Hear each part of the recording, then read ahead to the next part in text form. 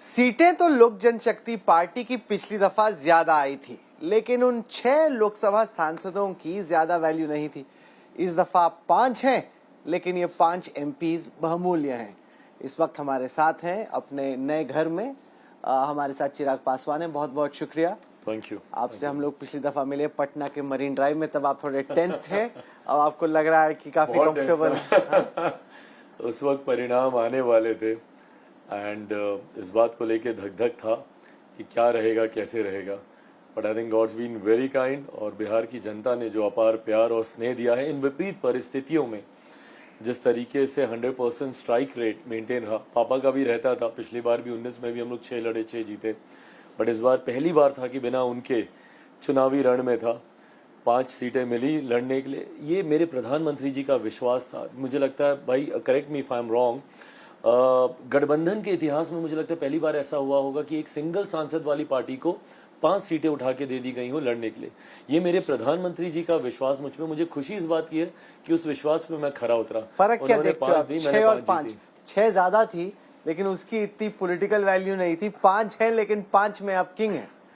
ऐसा नहीं है कि किंग है या वैल्यू नहीं है। मुझे लगता है हर सांसद की एक अपनी अहमियत होती है और लोकतंत्र में हर सांसद की एक अपनी भूमिका होती है। गठबंधन राजनीति में भी होती है, बट हाँ, मेरे लिए इसके मायने ज्यादा हैं क्योंकि पहली बार पापा के बिना चुनाव लड़ रहा था। बड़े डिप्लोमेटिक जवाब दे रहे हैं आप। क्योंकि हकीकत यह है कि सेंट्रल हॉल में भी राजनीति की फिजा काफी बदली बदली नजर आ रही थी। आपने क्या नोटिस किया?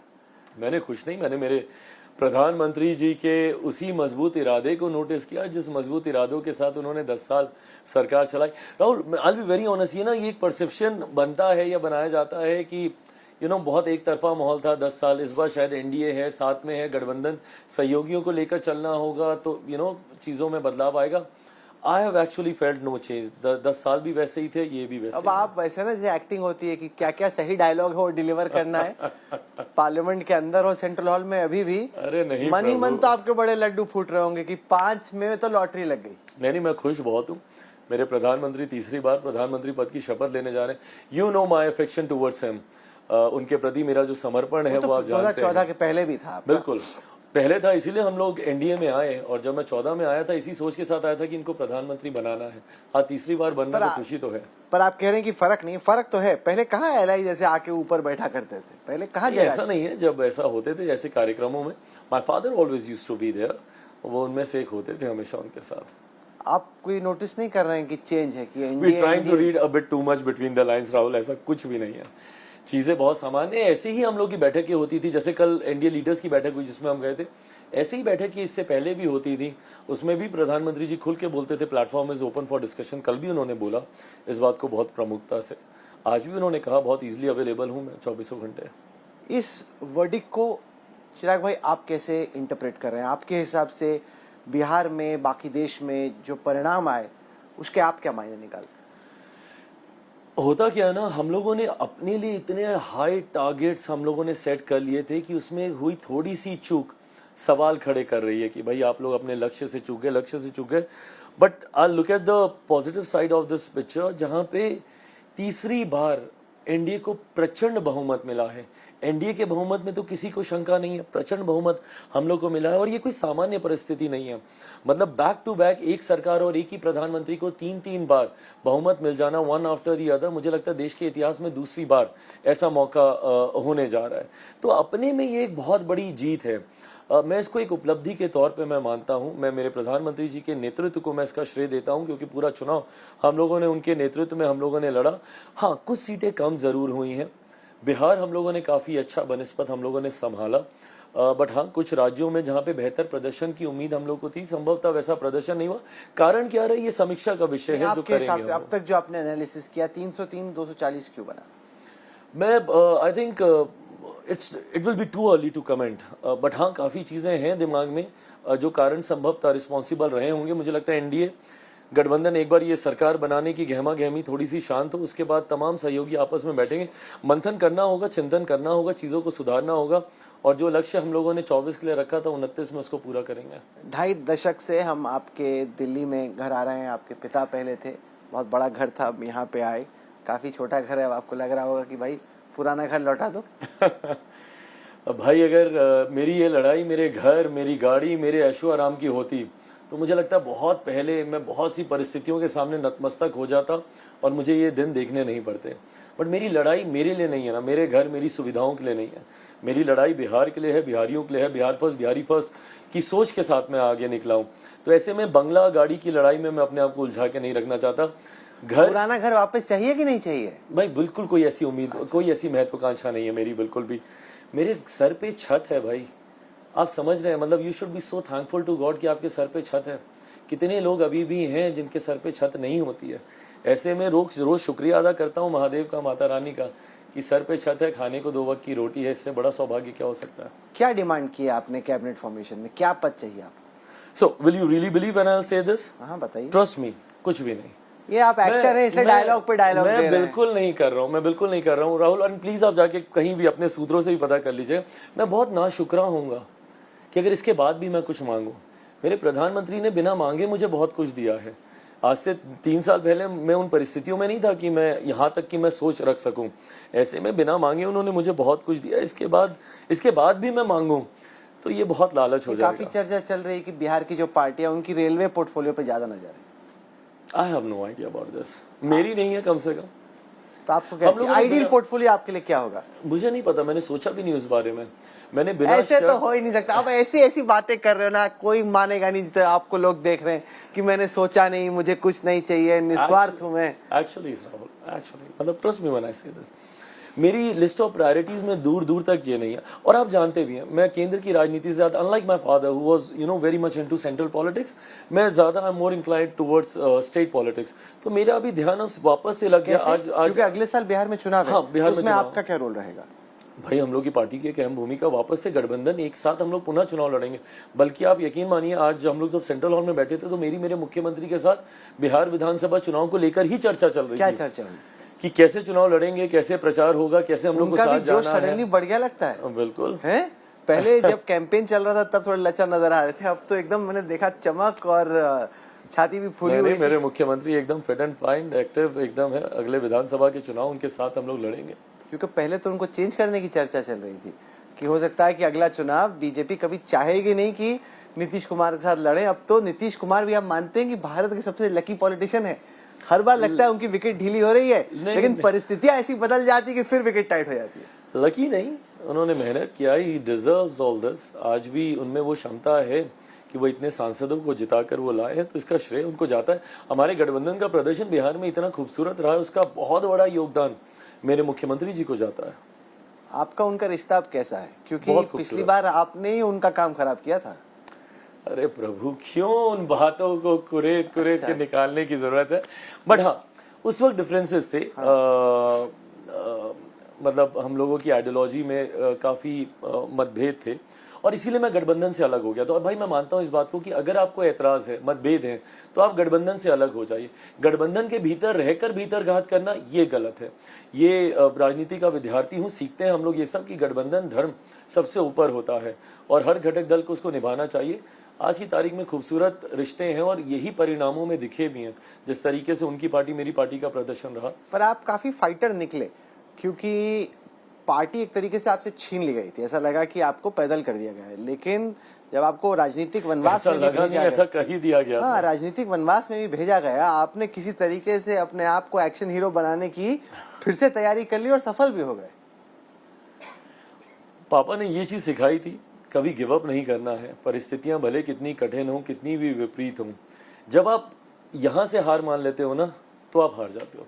जब तक आप यहां से हार नहीं मानते और आप लगे रहते हो, तो दुनिया की कोई ताकत आपको झुका नहीं सकती। समय जरूर लगता है, धैर्य और परिश्रम, इसका पर्यायवाची कुछ नहीं हो सकता। पर इन्हीं लोगों ने आपको पैदल किया था, जो अब आपको हीरो बना रहे हैं, सर पे चढ़ा रहे हैं। इन्होंने ही आपसे पार्टी छीनी थी। शक का बीज एक कहीं ना कहीं वहां पे सो हो गया कि एक शक का बीज है वहां पे कि मेरी पार्टी मुझसे छीनी थी। कोई पैदल करने वाला नहीं होता, कोई आपको सराखों पे बैठाने वाला नहीं होता। सब कुछ जनता है। जनता आपको चाहेगी, आप यहाँ रहिएगा, नहीं चाहिएगा, नहीं चाहेगी तो आप जमीन पर होंगे। So when you in public domain, everything lies in their hand. नहीं, बल्कि अगर यूपी और बिहार को कंपेयर करें तो उत्तर प्रदेश में दलित वोट काफी छिटका, क्योंकि आप यहाँ पर लोक जनशक्ति पार्टी के साथ जितेंद्र राम मांझी जी भी एनडीए का हिस्सा थे, तो यही एक वजह है बड़ी कि जो उत्तर प्रदेश में हुआ वो बिहार में नहीं हुआ। जी बिल्कुल, इससे आपकी अहमियत और बढ़ जाती है। नहीं, और बिल्कुल, और ये हम लोग को सिखाता भी है कि भाई आगे अब हम लोग को और मेहनत करने की जरूरत है, क्योंकि विपक्ष ने क्या है ना, बहुत झूठ बोले, बहुत भ्रम फैलाए संविधान को लेकर, आरक्षण को लेकर, लोकतंत्र तक को लेकर। इमेजिन कीजिए कांग्रेस लोकतंत्र समाप्त हो जाएगा जैसी बातें करती है, जिन्होंने सन 75 में आपातकाल लगाकर सही मायनों में लोकतंत्र की हत्या करने का काम किया। पर दलितों ने माना उत्तर प्रदेश जैसे राज्यों में कि संविधान बदल रहा है, और बहुत बड़ा फैक्टर भी निकला चुनाव में। कहीं ना कहीं उनके इस फॉल्स नैरेटिव को हम लोग डिफ्यूज नहीं कर पाए, ये कमी हम लोगों में उत्तर प्रदेश में रही। इसी का मैंने जिक्र किया कि जब एनडीए के तमाम घटक दल बैठेंगे, इस पे चर्चा मंथन होगा और इन चीजों को रेक्टिफाई किया जाएगा। अभी कुछ इश्यूज हैं, जैसे अग्निवीर पे आपने डिमांड किया कि रिव्यू होना चाहिए, किस तरह का रिव्यू चाहते हैं और क्यों?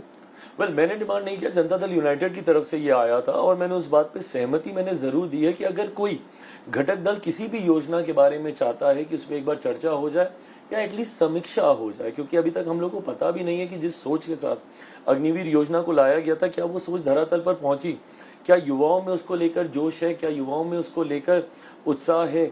तो अभी तक उसकी कोई समीक्षा या हुई होगी मेरी जानकारी में नहीं है। आप क्या चाहते हैं? जेडीयू ने आपके हिसाब से कैसी होनी चाहिए अग्निवीर की? जेडीयू ने इसकी डिमांड की थी, मैंने उनका समर्थन किया कि एक बार इसकी समीक्षा हो जाए, पता चल जाए कि क्या इसमें हम लोगों को कुछ और सुधार करने की जरूरत है या जैसी ये योजना चल रही है ठीक चल रही है। तो जेडीयू की डिमांड नहीं, क्योंकि युवाओं के लिए बड़ा इशू है और बिहार में कई लोग हैं जो फौज में जाना पसंद करते हैं। बिल्कुल बिल्कुल बिल्कुल। नहीं, तो आपका कोई आइडिया है कि क्या होना चाहिए? नहीं, फिलहाल कोई आइडिया नहीं है भाई, जैसा मैंने कहा कि एक बार समीक्षा रिव्यू होना चाहिए। हाँ, एक रिव्यू हो जाए, और and that to because Janata Dal United wants. भाई ये हर घटक दल के पास ये लिबर्टी तो है ना कि अगर वो केंद्र सरकार का हिस्सा है तो अगर किसी योजना में बेहतर सुधार का सुझाव उनके पास है तो उस पर एक बार चर्चा हो। पहले नहीं थी लिबर्टी है, ऐसा परसेप्शन बना हुआ है, पर ये लिबर्टी हमेशा थी। I will give you an example. 2018-19 की बात है, अनुसूचित जाति जनजाति एट्रोसिटी एक्ट का मामला आया था, डायल्यूशन माननीय न्यायालय के द्वारा उसके कई धाराओं में कर दिया गया था। हम लोगों ने सरकार के समक्ष इस बात को रखा, सरकार ने हम लोगों की बातों को सुना, उसके लिए सदन को 2 दिन एक्सटेंड किया और इसके ऊपर चर्चा करके इसको पुनः उसी स्थिति में इसको स्थापित किया गया इस कानून को। तो ये गुंजाइश तब भी थी, ये गुंजाइश आज भी है। यूनिफॉर्म सिविल कोड को आप कैसे देखते हैं चिराग भाई?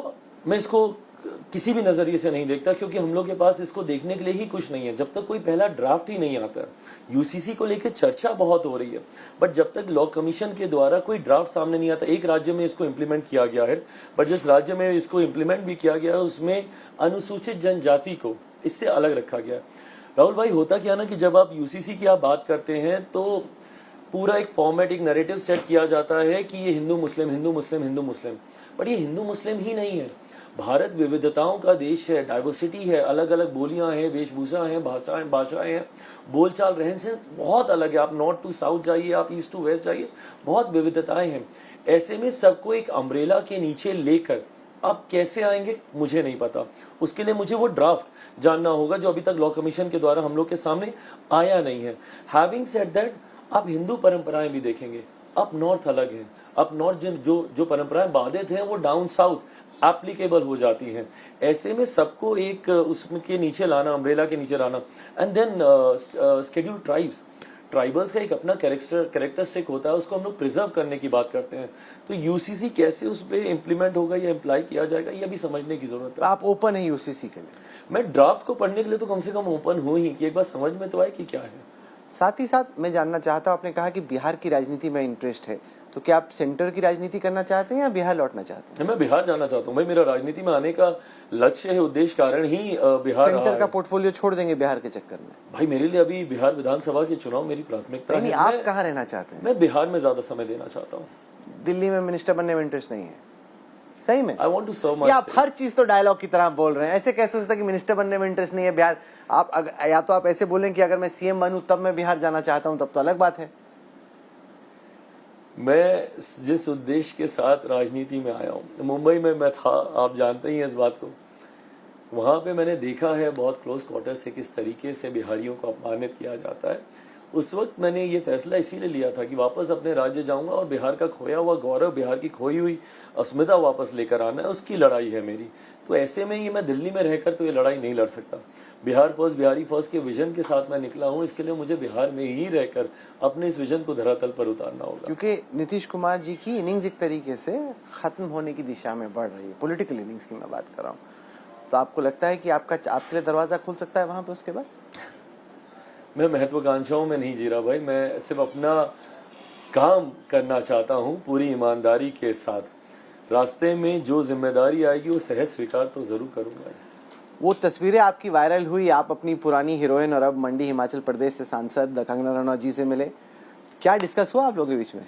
Nothing, it was a nice short मुलाकात and I think both of us we were looking forward to this. एक लंबे समय के बाद मुलाकात हुई। पार्लियामेंट हम दोनों एक साथ गए, एक फिल्म में हम दोनों ने एक साथ काम किया और मैंने कहा, एक्चुअली वो उसी रील का जिक्र कर रही थी, मैंने कहीं तो किसी एक इंटरव्यू में कहा था कि मिले ना मिले हम लोगों ने की थी साथ में, तो हमारी फिल्म का नाम था। मेरी तो इंटरव्यू में कहा था आपने। हाँ, अभी के इंटरव्यू में मैंने कहा था, तो वहां पे लोग मिलने तो नहीं आए, अब हम लोग पार्लियामेंट में मिलने जा रहे हैं। तो फाइनली वो वेट समाप्त हुआ और हम दोनों पार्लियामेंट में आज हम दोनों की मुलाकात हुई। और ऐसा बहुत कम होता है कि कोई हीरो हीरोइन रहे हो। या दैट्स राइट एक्चुअली। मुझे नहीं पता दूसरा उदाहरण, बट या ये रहा अच्छा। उनके साथ जो वाकया चंडीगढ़ एयरपोर्ट पे हुआ, जहाँ पे किसी CISF की अधिकारी ने उनको थप्पड़ मारा कथित तौर पे, उसको आप कैसे देखते हो? गलत है, पूरी तरीके से गलत है।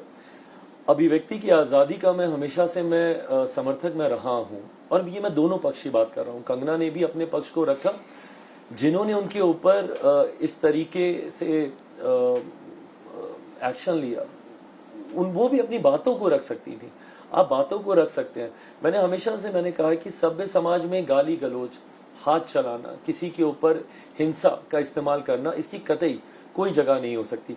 अगर आपको विरोध था, आप उनके सामने खड़े होकर अपना विरोध दर्ज कराती, आप उनको बताती कि भाई आपने जिनके बारे में कहा वो मेरी माँ है, ऐसा है वैसा है, जो भी आपको अपनी बातें रखनी थी आप ऊंचे स्वर में रख देती, पर मर्यादित शब्दों में और मर्यादित आचरण के साथ आप रखती, तो मुझे लगता है वो ज्यादा इम्पैक्टफुल रहता। पर इस तरीके से किसी के ऊपर, और मैं महिला पुरुष में मैं नहीं जाऊंगा भाई, किसी इंसान के ऊपर कोई दूसरा व्यक्ति इस तरीके से हाथ नहीं उठा सकता, ये इजाजत किसी को नहीं है। पिछली लोकसभा में सांसद आपके ज्यादा थे, रोल आपका कम था। इस बार सांसद थोड़े कम है, रोल आपका ज्यादा है। जो लोग इस वक्त आपको देख रहे हैं, उनको चिराग पासवान से और आपकी पार्टी से क्या एक्सपेक्ट करना चाहिए अगले 5 साल? ये एक्सपेक्ट करना चाहिए कि अगले 5 सालों में हम लोग सरकार में एक पहरेदार की तरह हैं, और ये बात ये भूमिका हम लोग 2014 से निभाते आए। किस चीज के? समाज के एक ऐसे शोषित वंचित वर्ग का रिप्रेजेंटेशन हम लोग की पार्टी करती है, और खास तौर पर अब एक जनरेशनल शिफ्ट होने के बाद समाज के एक बड़े वर्ग का, जो युवाओं से का जुड़ा हुआ वर्ग है, जिसका जिक्र मैंने हमेशा से किया। 65% आबादी देश में ऐसी है युवाओं की जिनकी आयु 35 वर्ष से कम है, और रिपीटेडली मैंने उनकी आवाज को संसद में बिल्कुल जॉब इश्यूज हैं, मैंने पिछले सदन में ही मांग की थी। मुझे लगता है इस बार उसको हम लोग धरातल पर उतार पाएंगे। मैंने एक युवा आयोग के गठन की मांग मैंने पिछले सत्र में भी मैंने मजबूती से की थी। भारत में भाई हर तरीके के आयोग हैं, महिला आयोग हैं, अनुसूचित जाति जनजाति आयोग हैं, बाल आयोग हैं, अल्पसंख्यक आयोग हैं, महिला आयोग है, हर तरीके के आयोग हैं। बट देश में जो सबसे बड़ी आबादी युवाओं की, अभी तक युवाओं के लिए कोई आयोग नहीं है। मैं चाहता हूं कि एक नेशनल यूथ कमीशन का गठन हो, एक राष्ट्रीय युवा आयोग का गठन हो, जो युवाओं से जुड़ी हुई हर समस्या पर अध्ययन करे, उसके ऊपर कार्य करे, उसको धरातल पर उतारने का काम करे, एक नोडल एजेंसी के तौर पर ये काम करे, जहां पे युवा अपनी समस्या के साथ जाए। हम लोग अभी भी क्या है ना, युवाओं को सिर्फ इस बात से जोड़कर देख लेते हैं कि युवा है या तो शिक्षा की समस्या होगी या नौकरी की समस्या होगी। बट कई ऐसे युवा हैं जो व्यवसाय में जाना चाहते हैं, जो खेल कूद में अपना करियर बनाना चाहते हैं, जो कला के क्षेत्र में अपना करियर बनाना चाहते हैं, बट उनके पास वो विकल्प नहीं है या वो रास्ता नहीं है कि कैसे वो जाए। तो ऐसे में ये युवा आयोग उनके लिए मददगार साबित होगा। इस सोच के साथ मैं इसका गठन करना चाहता हूँ। तो अगले 5 साल युवाओं की आवाज को बुलंदी से उठाने का काम, और हम लोग की एक युवा पार्टी भी है भाई, मैंने कहा था लास्ट टाइम, MY समीकरण है मेरा भी महिला और युवाओं का। 5 में से 4 युवा हैं, 2 महिलाएं हैं।